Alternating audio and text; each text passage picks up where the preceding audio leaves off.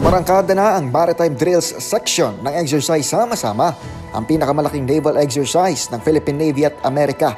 Nanguna para sa assets ng Pilipinas ang Navy frigate nitong BRP Antonio Luna na lumahok sa Division Tactics ng iba't ibang bansa. Tampok sa nasabing exercise ang iba't ibang formation bilang pagsasanay sa coordination at communication ng mga puwersa sa iba't ibang senaryo.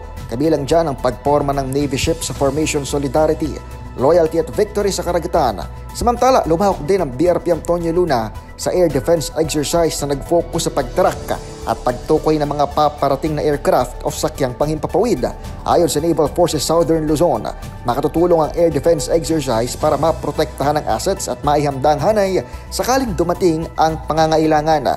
Bukod sa US Navy, kasama rin ang Pilipinas sa exercise sama-sama ang Australia, France, Japan, Canada at United Kingdom.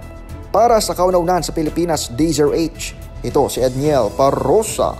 Tuloy-tuloy sa pagbabalita, tuloy-tuloy sa serbisyo. Sama-sama tayo Pilipino.